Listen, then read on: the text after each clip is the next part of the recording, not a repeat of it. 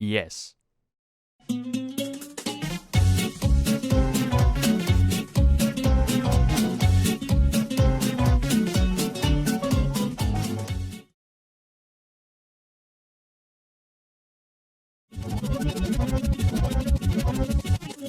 In 2020 I played and made a video on the masterpiece that is NieR Automata. Considering I bought it solely off watching some dude speedrun it at a GDQ event, I had no idea what to expect. And well, the title of my video says it all really. I was very impressed. The incredible storyline, the gorgeous graphics, the very well designed quests, the nearly flawless combat system, etc. It all felt so well thought out and so complete. It truly is a contender for my top 5 games of all time. Automata isn't the first game in the NieR franchise, however. The first ever NieR game released in 2010 in the form of NieR Replicant and NieR Gestalt, I'm not sure how to pronounce it. The games are essentially the same, with the only real difference being a father-daughter relationship instead of a brother-sister relationship, resulting in one game having an older protagonist and the other having a younger one. Both games were meant to appeal to different cultures' views on masculinity and cater to what they would find most appealing. Yoko Taro, basically the brains behind NieR, thought the younger, more delicate NieR fit the Japanese culture really well, whereas the older Chad NieR Gestalt protagonist would be more appealing to the Western audience. While I think it's both a weird and interesting decision to release slightly different games for different audiences, it really didn't do anything for the sales numbers. Both versions sold like crap, and according to pretty much everybody, it was a very flawed game. This didn't stop Yoko Taro and the gang from working on and releasing a remaster 11 years later.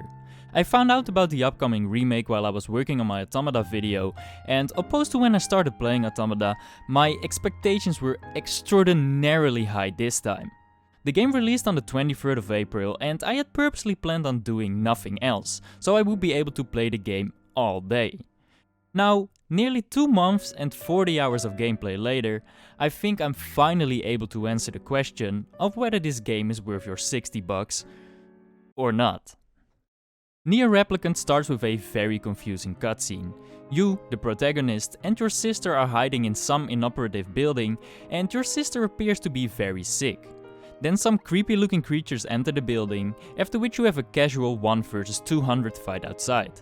You slay all of these creatures, get back to your sister, and then the game just leaves the scene entirely, leaving you with many questions that remain unanswered for dozens of hours.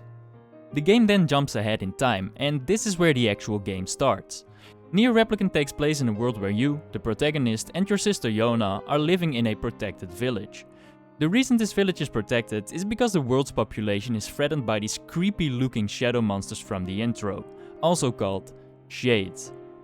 Not only is humanity depleting because of these monsters, there's also a deadly disease spreading around the world, taking people's lives at a fast pace. This disease is called the Black Scrawl. This disease curses the afflicted with strange runic symbols that gradually spread over the entire body until you die. It turns out that Yona's sickness from the introductory scene is in fact this Black Scrawl, and the first part of the game revolves around finding a cure for your sister. One day you talk to Yona about a certain rare flower you heard about, called a lunar tear. To make her feel a little better, you then proceed to tell her that this lunar tear is worth so much money that you'd be able to buy the best medicine ever to cure her. This backfires rather quickly, however, because Yona runs off to find these herself at a location called the Lost Shrine, but then doesn't return. You then head to the Lost Shrine yourself and find out Yona has been captured and sealed away behind a magical wall. But that's not the only thing you'll find here. You're also introduced to your main companion of the game, Grimoire Weiss, aka the Floating White Book. Grimoire Weiss has been sealed away and guarded by these two guards for a number of years. You free Grimoire Weiss, after which he offers you his assistance in order to get rid of the attacking shades and free Yona. After accepting his offer, the real game begins. You find out that Grimoire Weiss's purpose is to stop his black counterpart, Grimoire Noir. This black book is presumably the source of the Black Scroll according to an ancient song, and destroying it will restore harmony to the world. However, Grimoire Weiss is only able to challenge and defeat Grimoire Noir once he's collected all 8 lost sealed verses, which I'll get back to later on. You then spend the entirety of Act 1 collecting all of the sealed verses in order to cure Yona, after which the game jumps ahead in time once again, for reasons I can't explain because of spoilers.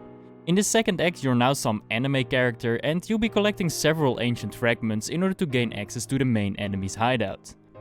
Now, this seems like a pretty basic plot. Defeat the big bad guy and live happily ever after. But this is NieR we're talking about, so of course this isn't even remotely close to what the game is really about. But hey, I ain't here to spoil the cool ass plot twist, so I'll leave that up to you to discover. With the game's story broadly explained, I think I can now properly address everything else this game has to offer. Because well, there's quite a bit to talk about. On your journey you'll meet and interact with numerous people that you become semi-attached to, but there are two characters in particular that have a bigger role in the story than the others. These two characters are Kaine and Emil. Kaine is a vicious warrior who pretty much hates everyone, and Emil is a cute, wholesome creature who just wants the best for everyone. The reason these two characters are so important is because the two of them actually join you in different parts of the storyline and then stick with you until the very end. They actually play a big part in what the story will eventually become. But these major roles in the storyline or the fact that they aid you in combat aren't even why these characters stand out to me. It's their personalities that really elevate the game to new heights. These characters are written exceptionally well and their character development is truly a piece of art. You get to know Kaine as this angry warrior with vulgar language, but the longer you play, the more you get to know the real Kaine and why she is the way she is. And then we have Emil, who seems like this wholesome, cute creature, but deep inside he's very worried about the things he can't control. At the end of the game I was so incredibly attached to these characters because you get to know so much about them and their past, and as a result you can't do anything else than become semi-attached to them. But all of this wouldn't land as well as it does if it wasn't for the incredible voice acting. Julianne Taylor and Laura Bailey absolutely killed their roles as Emil and Kaine. I praised the voice acting in my Automata video and I just have to do it again in this video. The NieR games just have some of the best voice acting I have ever heard in any video game. It's as simple as that. Kaine's anger, Emil's concerns, you can hear the emotional load in every single sentence. You're going to stop talking now, and then I'm going to slowly walk over to you. Cram my hand inside your goddamn bitch-ass chest and pull out your fucking heart! They truly make them feel like real people and cause them to become some of my favorite video game characters of all time. But my favorite character in the entire game is undoubtedly Mr. Floating Book, Grimoire Weiss. I am Grimoire Weiss. My very name brings kingdoms to their knees. Grimoire Weiss isn't a character you get to know and love because of a sad backstory or some super emotional character development.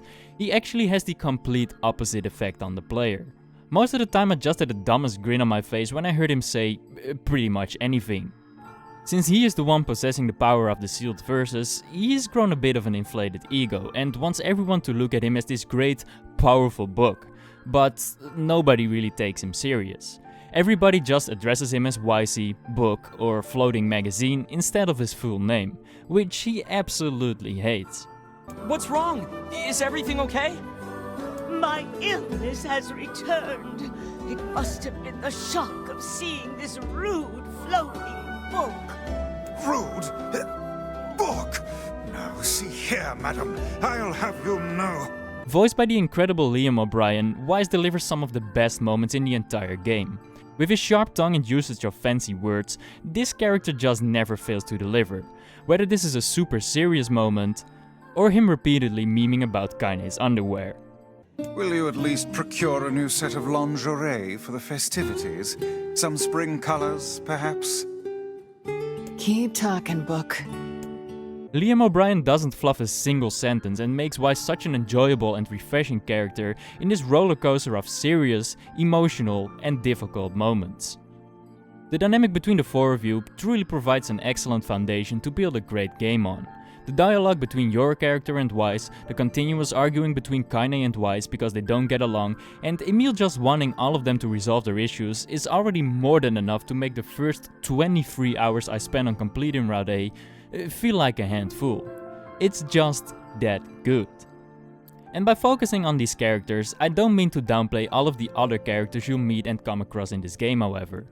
Far too many games drop the ball when it comes to writing proper dialogue for smaller roles or basic NPCs, and the voice acting for these types of characters is usually even worse than their mediocre dialogue.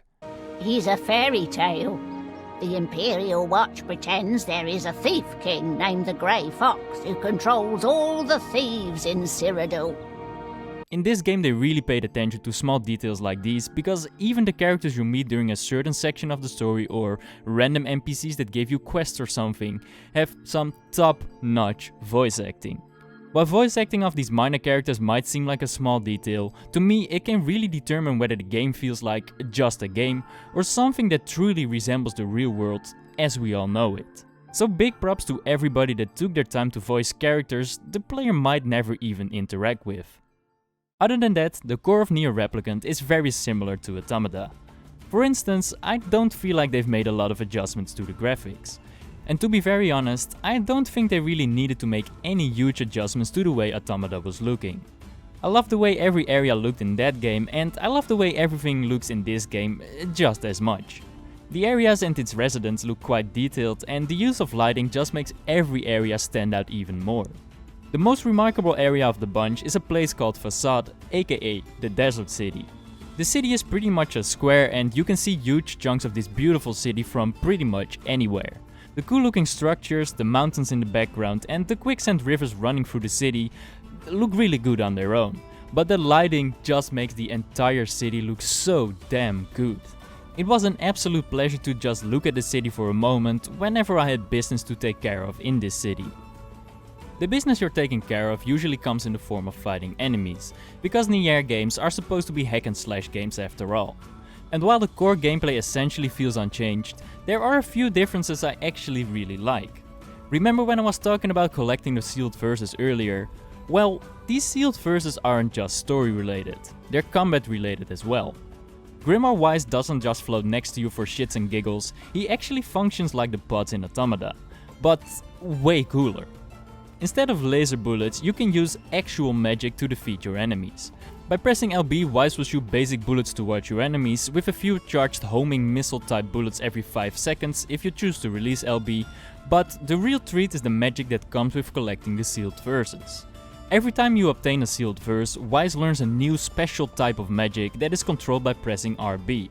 You can summon a huge magical fist, a defensive wall, a straight line of deadly spears, or even a copy of yourself that will attack a wider range of enemies the more mana you decide to use. Aside from being far superior to the LB attack in terms of damage, these special moves they look so fucking cool. Like, I really enjoy beating up huge amounts of enemies, but now the attacks look amazing as well. What an absolute treat. It would be a little weird to let Wise do all the fighting, however, so the game logically provides you with an arsenal of weapons as well. There's a total of 33 weapons available, including the 3 DLC weapons from the original NieR game. These 3 weapons can be obtained during Route B by entering a magical book at your house and completing a series of trials. The reason I want to highlight these in particular is because I'm pretty sure this is a reference to NieR Gestalt. As you might have noticed from these bits of gameplay, this guy really looks like an older, muscular version of the NieR in this remake. It's a really subtle way to bring the player back to 2010 and I just love finding small little references like these. Either way, the weapon system is literally a replica of the one I talked about in my Automata video. At first there's only a handful available, but once you enter Act 2, you'll be able to double wield and obtain every single one of them. They're divided into one-handed weapons, two-handed weapons and spears, with all of them having a different weight, power and boost to your magic.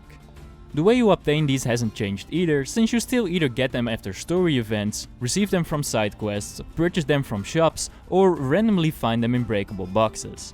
And there's of course the whole idea of upgrading them at the junk heap by collecting several different materials, which I never ever found to be worth the effort in both games. In terms of the combat, nothing has changed either. And don't get me wrong, that's actually a good thing. The weapons feel just as viable and just as smooth, and the animations for the different moves you can perform with different weapons still look sick as fuck. The most notable change to the combat is the word system. Whenever you defeat a shade, they have a chance to drop a word. This word can then be applied to your magic, weapons or martial arts, which essentially means defense and evasion. These words can give you stuff like a percentual experience boost, magic boost, attack boost, etc. You can access and apply your collected words by opening up the menu, which they funnily enough use Grimoire Wise for.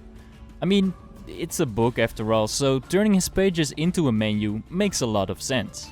Anyway, finding the best words isn't a chore at all either. There's an option to automatically apply the best words, and there's an option to batch assign these words to every weapon or sealed verse. It's literally the easiest thing ever. Not only does this give you a nice little advantage while fighting enemies, it also gives you a reason to keep attacking random shades. I mean, who knows, maybe this one shade will drop a 50% bonus, which is a massive benefit in the long run. Speaking of beating up shades, we have already established that these are the main enemies in the game. There are also wolves and machines to deal with in certain areas, but you mainly be dealing with these creepy looking shadow creatures.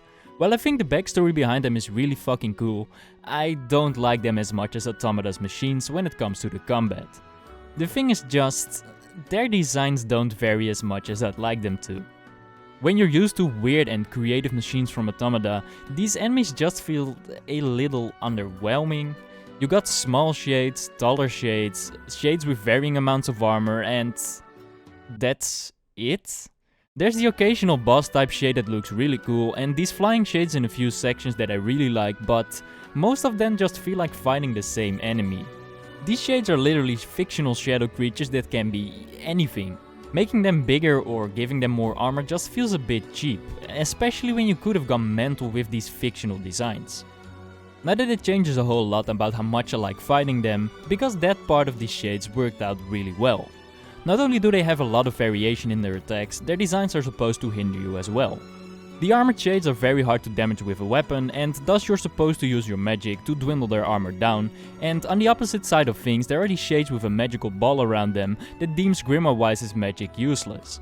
Both in their offense and defense, these enemies bring a lot to the table when it comes to the combat, forcing you to utilize all of the available battle styles. But the designs are just a bit too underwhelming for my liking. There is one small detail however, or well, the lack thereof, that annoys me the most when it comes to these enemies. You cannot see their health bars or what level they are. I was only able to fix the health bar issue by turning it on in the options, but why are they off by default? In a hack and slash game like this, you want to see how much health an enemy has, so you know who to finish off first while fighting 30 of them at the same time. It really just doesn't make sense to me to have this off by default. But okay, there's an option to fix the issue, so it's not actually a huge issue. The level display, however, is something that just doesn't exist in this game. I mean, there's a level up system for your own character and you get experience for beating enemies, so why do they not have visible levels? A bunch of times I'd be fighting shades that took forever to take down because they presumably were a very high level, but I'd only find out by how much damage my attacks were doing. In Automata you were able to see the levels at all times and be able to strategically take down the weaker or stronger enemies first, or know who to target to level up quickly, but in this game it's just a bunch of guesswork. You'll only learn who's strong and who isn't by trial and error, and it's just a small quality of life thing that kept pissing me off throughout the game. It doesn't take a level display to know the bosses are stronger than most of the enemies though. That's why they're the area bosses after all. The boss fights in this game are once again nothing short of amazing. You have these sick looking enemies like this one in the Facade Temple or this shade at the seafront beach, but even the simple designs like this wolf shade or this robot with a shade on top of it don't fail to deliver. Not only do they have a bunch of cool attacks despite being seemingly very basic, their simple designs are empowered by the backstory behind them, which you'll find about during Route B. The bosses all make sense and feel like they belong in their respective areas, with each of them feeling like the climax of a certain story chapter. I don't think the boss designs stand out as much as they could have, but after playing Route B, I didn't think that was necessary either. Getting to know why the bosses are the way they are is so fucking cool, and even if the designs don't blow you away, their variety of attacks make them stand out from one another anyway. Most of the bosses just shoot these magical balls at you or try to physically attack you with their arms or tentacles, but it really is their usage of the environment and the multiple phases that make them feel special. Whether that's in the form of using an abandoned ship as a prop or making you run to different areas of a city in order to defeat it, it really makes it feel like it's an event that's affecting the entire area rather than just a quote-unquote beat boss and things return to normal type thing. There really isn't anything I'd change about these bosses. Their designs, attacks, difficulty, you name it, it all feels balanced and makes for a fitting end to each and every chapter. There has to be a build up to these bosses however, which brings me to the main story quests. I've already briefly talked about the main objectives earlier on in the video. You visit different places to collect the sealed verses in Act 1 and the ancient fragments in Act 2 by mostly beating the bosses in these different areas. As per usual in these types of story-driven games, the main tasks leading up to challenging these bosses aren't very lengthy or extremely tedious. You'll mostly be exploring new areas because there's something happening in said area or solving moderately easy puzzles. The real main story experience however comes from watching the huge amount of cool ass cutscenes and interacting with different kinds of people throughout the entire playthrough. What NieR games do really well is making the exploration of a new area extremely interesting. There are always new people to meet and new stories to hear about, which will then somehow be tied to the story in one way or another. While NieR games are known for their very emotional and heavy stories, I like the way they try to blend humor and serious scenes together. After a serious story event you got Weiss acting like the biggest meme lord, and even during the story quests they try to joke around here and there, like having the facade people live by hundreds of thousands of rules and not being allowed to do the most basic things, because one rule overrules another, that overrules another, that overrules another, that overrules another. You get it. These moments really made the story feel less heavy and were able to make me feel more emotions than just sadness, which I do really appreciate. The developers made a very bold decision when it comes to the storytelling though, which brings me to an area called the Forest of Myth. In here you basically enter a fever dream, after which the story is told by nothing but words. No fancy cutscenes, no exploring, no fights, just you and a bunch of sentences on your screen. Now while this isn't necessarily quest related, I just had to mention this because it's such a bold move that worked out really well. They managed to tell a story in such a way that you can actually imagine what it must have looked like by just reading the words, which is such a cool but hard to execute idea. And the Forest of Myth isn't the only place where they use this idea either. They really committed to this idea of having the players see certain parts of the story by using their own imagination, and it worked out beautifully. I really felt different while experiencing these events through words rather than visuals, which makes me wonder why I stopped reading books like 10 years ago. What I'm less pleased with however are the side quests this game has to offer. I hate to be a Debbie Downer here, but there really isn't a whole lot I like about the side quests in this game. The thing is, the quests are just so basic. Fight a shade here, find materials there, deliver an item to a person, and I think that pretty much sums up every single quest. They're moderately enjoyable for the first 10 quests, and after that I just didn't care at all. The rewards aren't all that great either. You'll be fine by just picking up random items from enemies and selling them to get enough money anyway. Now while these quests feel very copy-pasted, that isn't even the worst part about them. The worst part is without a doubt the sheer amount of running around from area to area. Let's take this runaway quest for example. This concerned father wants you to find his son somewhere in Seafront, then the son wants you to collect meat for the tavern because they helped him. You collect the meat, head to the tavern and find out the tavern doesn't even know him. You then run back to the dad and he wants you to find out where he ran off to in Seafront, where you just came from by the way. Then you find out he's in Facade now, which is all the way across the fucking map. Then you find him in Facade and he runs away, so you're supposed to follow him into the desert and that's where the quest finally ends. It's legit just more than 30 minutes of running back and forth for a marginal reward, which just sucks so fucking hard.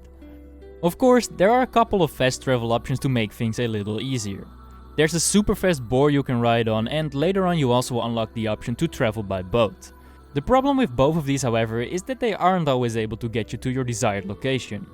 While I think riding this boar is an awesome experience, this boar is only available in like 2 areas and is unable to reach more than half of the available areas. Sure, it's super fast and does its job very well, but it leaves a lot to be desired. The addition of the boat covers for most of the other areas in combination with the boar, but it still is far from perfect. The boat can only travel to a few areas and it doesn't even bring you to the desired location for half of those. It can only bring you to the bottom of the lost shrine, after which you'll have to climb the entire tower to reach your destination, and you'll still have to run to Facade after arriving at this random spot in the desert. While the boar and the boat fix most of the fast travel issues and wasn't a huge problem in the grand scheme of things, it's quality of life stuff like this that the developers really should have ironed out in this remaster, especially when you make the player go back and forth between areas continuously for these side quests. Speaking of quality of life stuff, even when you finally arrive at your destination, you'll encounter more side quest related problems. And for this particular issue, let me just open up the map right here. You see what my problem with this map is? There's nothing on it. No side quest icons, no ability to move around the map to see where you're supposed to go. This static image is just it. You can vaguely see where the different shops are in the different areas, but other than that you're just supposed to go figure it out yourself. And then I haven't even talked about the world map, which is an even more useless static image than the city maps. Like, what is this map even supposed to tell you? It's pointless. It's pointless. Whenever I had to find stuff for a quest or close the game mid-quest, I had such a hard time finding the right person or searching for materials in the right area. You're just left to your own devices and this small ass minimap in the corner that only tells you there's someone with a quest nearby by showing you a white dot. It doesn't show you if that's the quest you're looking for. If the aforementioned issues weren't enough to discourage me from doing any side quest, then this most certainly did the trick. It's just a bit sad to me that I ended up disliking the side quests so much. A little more creativity and literally porting the fast traveling and maps from Automata would have improved this significantly. But now, it just leaves a sour taste in my mouth, especially when comparing it to an excellent main storyline. Now, while I do think the main storyline is pretty much flawless and its plot twist almost made me shed a tear, my absolute biggest complaint about this game has to do with the way its endings are structured. And don't worry, this section of the video will be entirely spoiler free. It will really only focus on the way the endings are structured. If you're considering purchasing this game, this is by far the most important part of the video to watch. Like I said earlier on in the video, Route A concludes with beating the main enemy and living happily ever after. But this isn't the story's conclusion at all. So after beating Route A, you load up your cleared Route A save and Route B starts. You start this route at the start of Act 2 and you'll experience Act 2 once again. This time, however, you'll watch a bunch of additional cutscenes that just make you feel terrible about everything you do. And this route truly puts things in a totally different perspective. The additional cutscenes and the different insights truly made me want to keep playing, despite it being the same act as in Route A.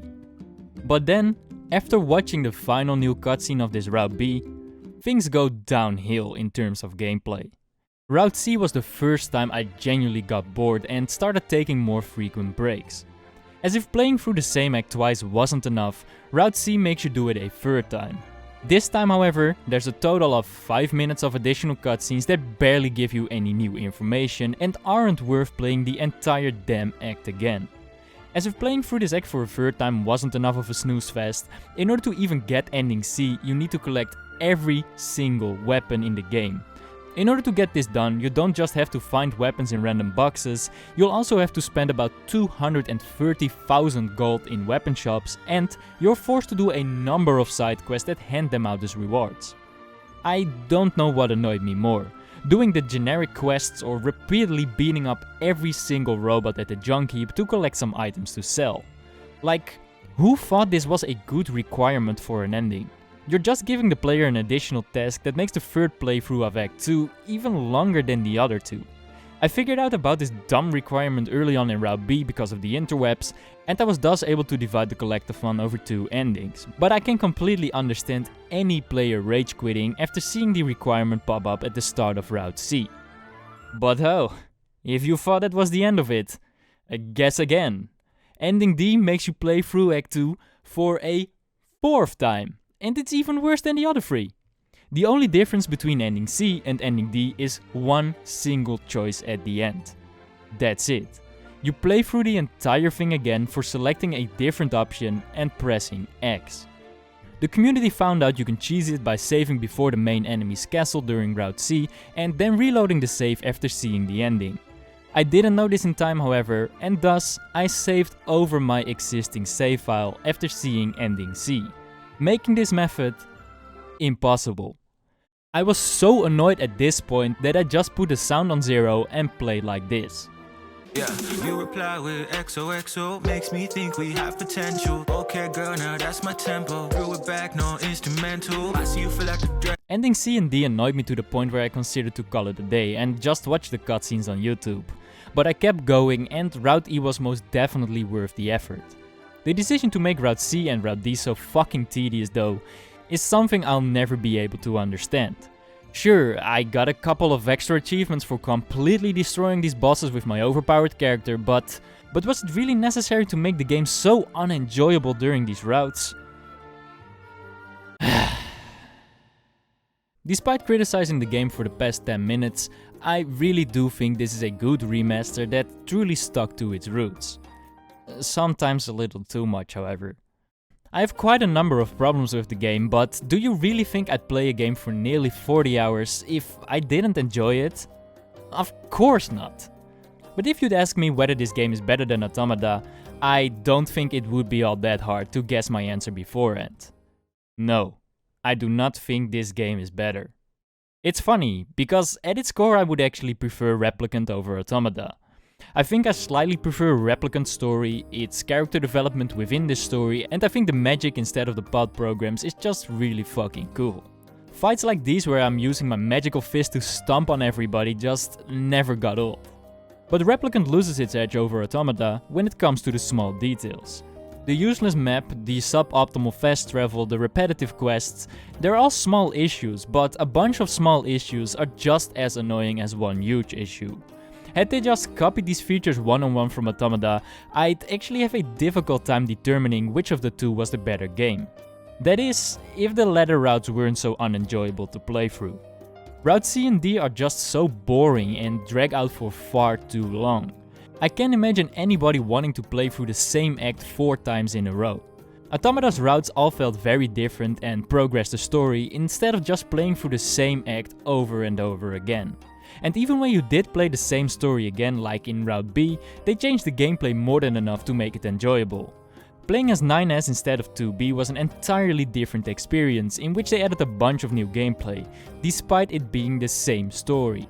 I hate to bash on this remaster's endings too much, because they were thought of 11 years ago, and changing them entirely for a remaster would just make it a completely new game, rather than a remaster. But man, I wish they would have switched up the gameplay for at least one of the endings. This was really rough. In conclusion, I'd say this was definitely a successful remaster that is most certainly worth your time. Despite my complaints about the game, I still had a great time for most of the 40 hours I spent on it. The storyline is fantastic and the combat feels so incredibly rewarding that it made me forget about the negatives for most of the game. I'd say this is definitely worth buying at full price, even if you just play Route A and Route B. This will still give you about 28 hours of enjoyable gameplay and you'll only play the same act twice instead of double that amount.